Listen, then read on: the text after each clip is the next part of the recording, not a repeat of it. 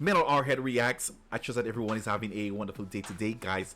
Thank you for the love. Thank you for the support. My name is Dwight, and it's a great pleasure to have you here. So, guys, if you're new to the channel, I welcome you. If you're returning, welcome back. All right, so my history lovers, we're going to be diving into a little bit of history. And the question is, what did the British ever do for us? So for those of you who knows more about this than I do, please feel free to leave your suggestions. Engage with the audience because you know that's what we're all about on the channel. And don't forget to like, subscribe, and share if you like the video. Alright, so without any further ado, let's dive right in.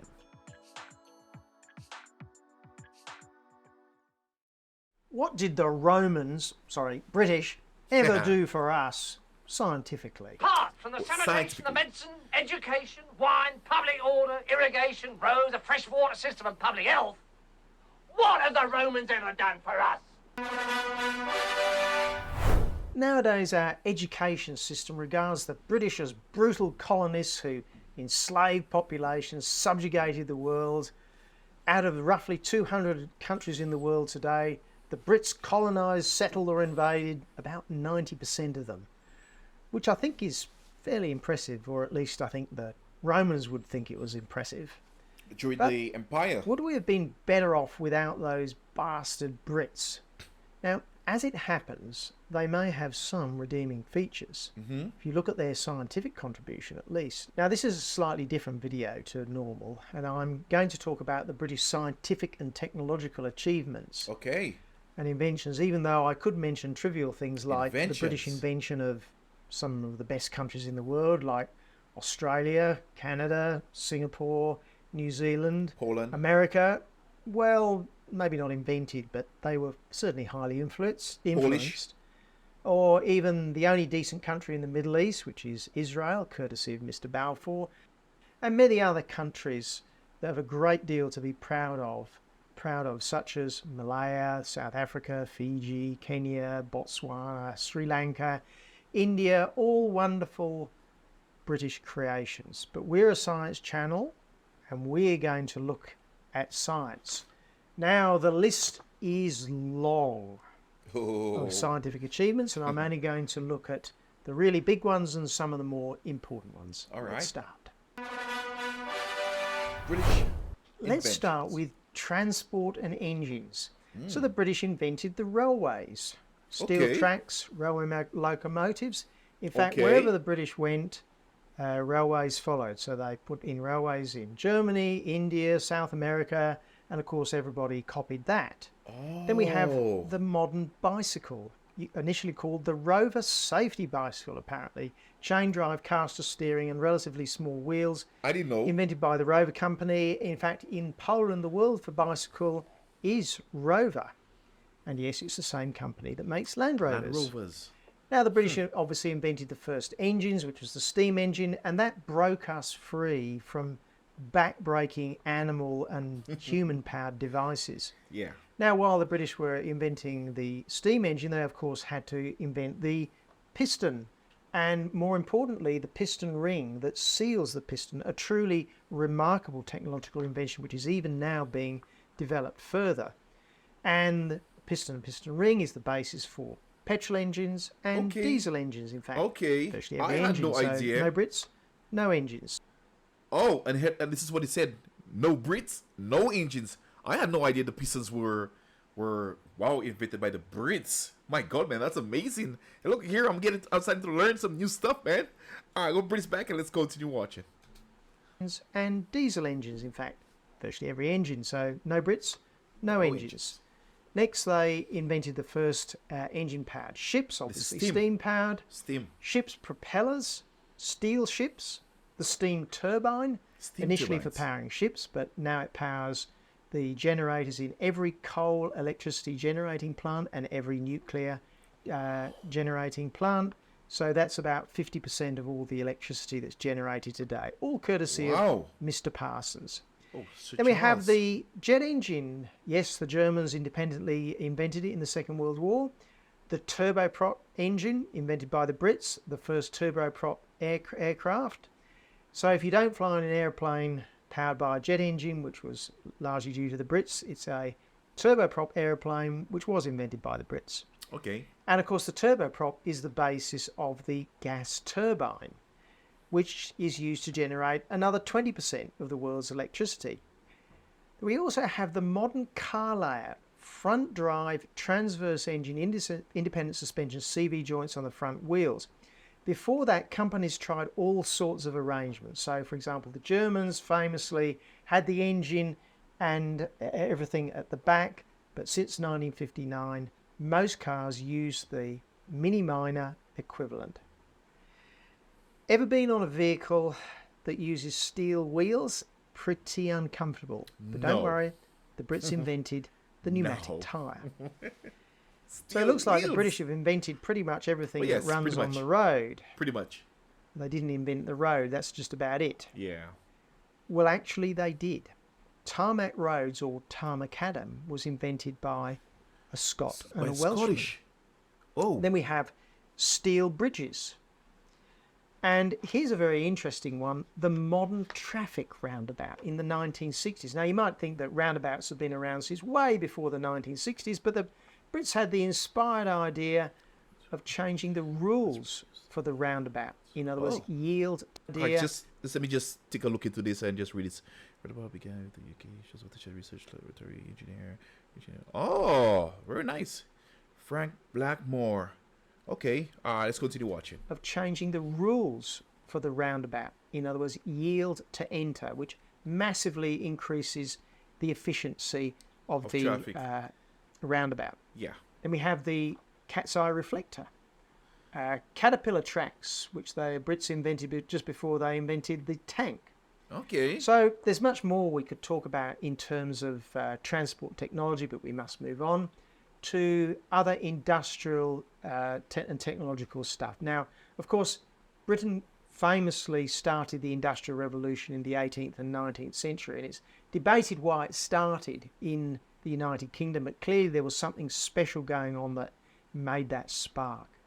And of course, it started in the textile and agricultural industry. In the textiles, they invented the flying shuttle, powered looms, the spinning mill for making threads. In fact, if you didn't have the Brits, you don't have the very fine modern clothing which we have now, which is also incredibly cheap compared with what it used to be. In the agricultural industries, there are all sorts of mechanical devices like the mechanical seed drill, the haymaking threshing machine, but also really important things like phosphate fertilizer production, selective breeding. Oh. But that's just the beginning of the Industrial Revolution. If you're going to have an Industrial Revolution, you need a big build buildings. And so the British gave us Portland cement, a revolutionary type of cement. Where would we be without it? Then we have things like steel boring machines, which led to the steel, the modern lathe, which is ubiquitous in metal cutting. Hyper-accurate machines for measuring things, the micrometer, for instance. You cannot have modern engineering unless you have hyperfine methods for measuring things. We have stainless steel, the production of polyethylene, very famous plastic used in just about everything. The steel hammer for forging steel and making it much stronger. The Bessemer steel process, the first mass production of steel effectively. And then the mass production of glass using the now ubiquitous virtually tin flotation method. All right, let's go a little bit electrical. So the first long-distance communication cables were invented by the Brits, the coaxial cable. This was used for underwater cables to link the UK to America and other places. The first intercontinental communication, the birth of the internet in a sense. It was the first time that we could communicate all around the world. The telephone. Alexander Graham Bell was a Scotsman. Scottish. Television, liquid crystal, cavity magnetron. You've never heard of the cavity? Nope. It's in your microwave. Nope. But probably more importantly, the first radars, to a large extent, used the cavity magnetron, which was a revolution. Then if we go a little bit medical, we've got CAT scanners, ultrasound scanners. Okay. The first town to have chlorinated water. How about the first electronic programmable computer to crack German codes in the Second World War? accurate navigation using highly accurate clocks, the chronometers, and the first workable atomic clock. Then we have the World Wide Web, a gas stove, tin cans, and a really big one. I know you've been wondering where I get to this one. An alarm clock. Oh my God. Yes, that's right. That's good, man. Now the legacy of the British, rule is complex, man. And my God. Wow. Amazing. The alarm clock. Guys, gonna bring this back. Let's continue watching. Tin cans and a really big one. I know you've been wondering where I get to this one. An alarm clock that makes tea. Again, I could have added many, many more things, but let's go on to fundamental science, the stuff that all other science and technology actually depends upon. But before we do that, maybe just like and subscribe. I've already How about the discovery of the proton, neutron, and electron, the three building blocks of, well, frankly, just about everything, all discovered by Brits. And the Brits also discovered the opposite of matter, which is antimatter, by Paul Dirac. And more recently, the last particle in the standard physics model of just about everything, a little bit bigger, but not a great deal bigger, the atom. The model of the atom with a hard nucleus with the electrons flying around was essentially discovered by the British. No. And I'm being a little bit loose there because there is a famous New Zealander involved with this. Oh. Frankly, in those days, Kiwis were basically Brits. What about biology? Well, in my view, the two biggest advances in biology were both discovered by Brits. The first one is Charles Darwin's theory of evolution.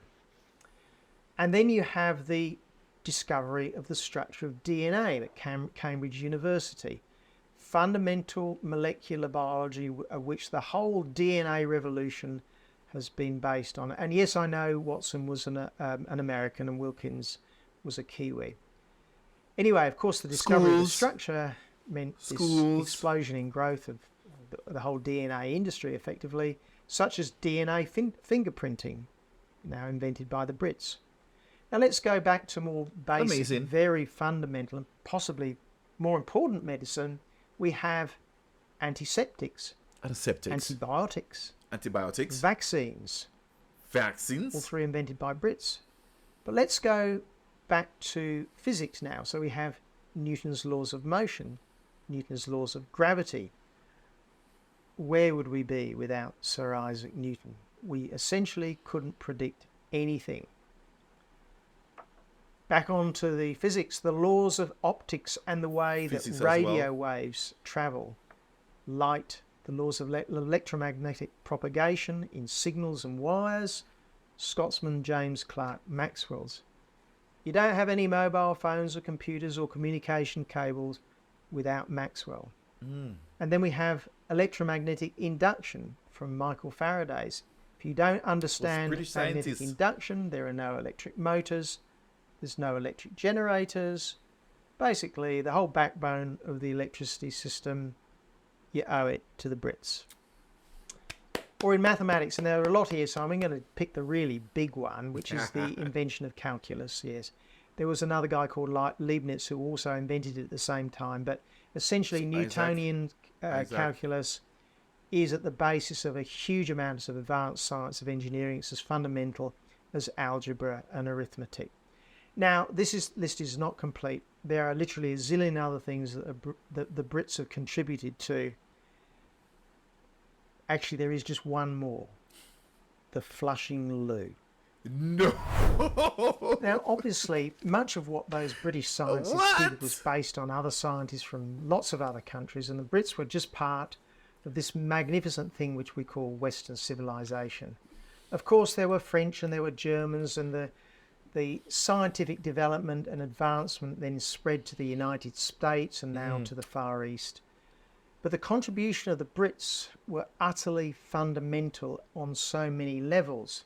Now, without those advancements, our lives would be short, harsh, and frankly, just bloody horrible. Yeah. The world's population would still be about 1 billion, which is what it was in about 1800, rather than the roughly 8 billion that it is today without that wonderful science and technology. Now, if you add up all the bad things that the Brits may have done, you know, the Amritsar massacre, the Bengal famine, and all the other bad things that happened, albeit only occasionally considering the attitudes of the times. But even if you add all those up, it's not a drop in the bucket compared with what has been achieved and the lives that have saved. How many lives, how many babies, children, were saved by antibiotics and antiseptics, clean water, or the uses of electricity, communications and transport? Famines are effectively a thing of the past because, well, for one reason, we can shift food around from one place to another very, very easily. Now, look, it turns out that I was born in England, and even though I'm an Aussie, so I am biased. But I don't think it makes sense to be proud of what your ancestors did or were unless there's some evidence that you carry on those ideas, values and traditions. But even if you don't measure up to those ancestors or other people's ancestors, it's just bad form not to appreciate what those people did for us. The contribution of the Brits was truly incredible, and we should all be grateful that they came along and did more than virtually any other group. I was so grateful. To pull humanity out of the appalling, difficult lives that existed before the 1800s. So, do you think the ledger for those bastard Brits, is it positive or negative? Oh my god. Yes, that was amazing. You know, thanks to the Brits, I don't see my doo-doo up like from the washroom, you know? That's amazing. Well, thank you very much for that. That was very informative. A lot that I didn't know. So, Reef Rebels, guys, we heard it from him. So, does that answer your question? What did the Brits ever do for us? A lot. And there are zillions of more, like you said. But it couldn't just fit all into one video. Alright, so I hope you enjoy. If you do, please guys don't forget to like, subscribe, share with your friends and your families, and let's hit that notification bell. I'm going to leave the original link down in my description so you guys can go take a look. Feel free to leave your suggestions. Engage with the audience because you know that's what we're all about on the channel. And don't forget, guys, like, subscribe, and share. So I'll see you back on the channel. Have yourselves a wonderful day. Today I'll be doing plenty of bangers for you, so stick around for that, guys. I'll see you back. Peace out. Till next time. I love y'all.